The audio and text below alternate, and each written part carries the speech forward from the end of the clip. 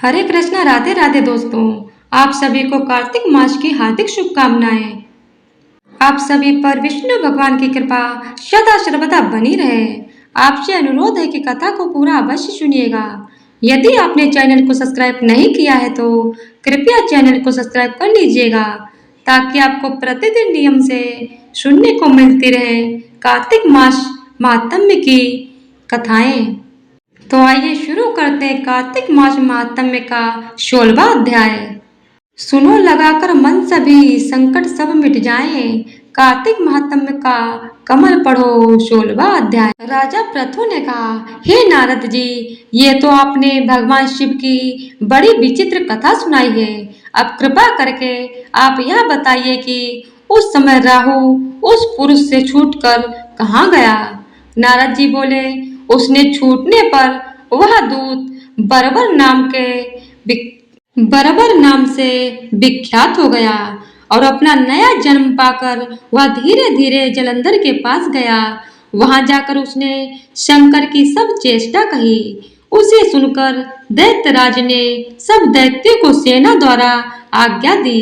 काल नेमी और शुंभ निशुंभ आदि सभी महाबली दैत्य तैयार होने लगे। एक से एक महाबली दैत्य करोड़ों करोड़ों की संख्या में निकल युद्ध के लिए जुट पड़े। महाप्रतापी सिंधु पुत्र शिव जी से युद्ध करने के लिए निकल पड़ा।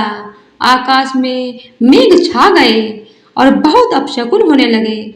शुक्राचार्य और कटे सिर वाला राहु सामने आ गया।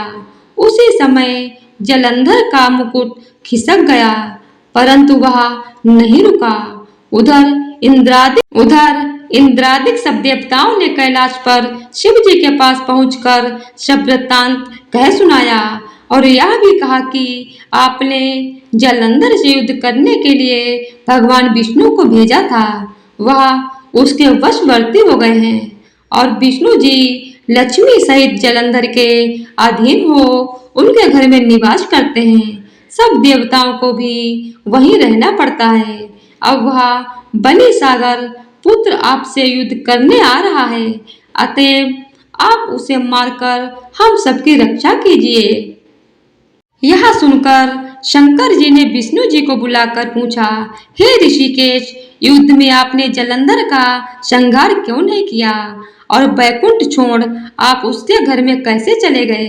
यह सुनकर विष्णु जी ने हाथ जोड़कर नम्रता पूर्वक भगवान शंकर से कहा, उसे आपका अंशी और लक्ष्मी का भ्राता होने के कारण ही मैंने नहीं मारा है। यह बड़ा वीर और देवताओं से अजय है। इसी पर मुग्ध होकर मैं उसके घर में निवास करने लगा हूँ। विष्णु जी के इन वचनों को सुनकर शंकर जी हंस पड़े। उन्होंने कहा, हे विष्णु, आप यह क्या कहते हैं। मैं उस दैत्य जलंधर को अवश्य मारूंगा। अब आप सभी देवता जलंधर को मेरे द्वारा ही मारा गया जान अपने स्थान को जाइए। जब शंकर जी ने ऐसा कहा तो सब देवता संदेह रहित होकर अपने स्थान को चले गए। इसी समय पराक्रमी जलंधर अपनी विशाल सेना के साथ पर्वत के समीप आ कैलाश को घोर सिंहनाद करने लगा। दैत्यों के नाद और कोलाहल को सुनकर शिव जी ने नंदी आदि गणों को उससे युद्ध करने की आज्ञा प्रदान की। कैलाश के समीप भीषण युद्ध होने लगा। दैत्य अनेकों प्रकार के अस्त्र शस्त्र बरसाने लगे। भेरी, मृदंग, शंख और वीरों तथा हाथी, घोड़ों और रथों के शब्दों से शाब्दित हो पृथ्वी कांपने लगी। युद्ध में कटकर मरे हुए हाथी, घोड़े और पैदलों का पहाड़ लग गया। रक्त मांस का कीचड़ उत्पन्न हो गया। दैत्यों के आचार्य शुक्र जी अपनी मृत संजीवनी विद्या से सब दैत्यों को जिलाने लगे। यह देखकर शिव जी के गण व्याकुल हो गए और उनके पास जाकर सारा वृत्तांत सुनाया। उसे सुनकर भगवान रुद्र के क्रोध की सीमा न रही। फिर तो उस समय उनके मुख से एक बड़ी भयंकर कृत्या उत्पन्न हुई, जिसकी दोनों जांघाएं ताल वृक्ष के समान थीं। वह युद्ध भूमि में जा सब असुरों का चवर्ण करने लग गई और फिर वह शुक्राचार्य के समीप पहुंची और शीघ्र ही अपनी योनि में गुप्त कर लिया। फिर स्वयं भी अंतर्ध्यान हो गई।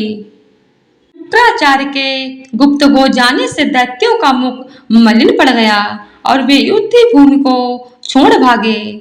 इस पर शुंभ निशुंभ और कालनेमि आदि सेनापतियों ने अपने भागते हुए वीरों को रोका। शिवजी के नंदी आदि गणों ने भी, जिसमें गणेश और स्वामी कार्तिकेय जी भी थे, दैत्यों से भीषण युद्ध करना आरंभ कर दिया। तो इसी तरह से कार्तिक मास महात्म्य का 16वां अध्याय पूरा हुआ। बोलिए शंकर भगवान की जय हो, विष्णु भगवान की जय हो। तो आज की वीडियो अगर आप लोगों को पसंद आई हो तो वीडियो को लाइक शेयर और चैनल को सब्सक्राइब कर दीजिएगा। धन्यवाद।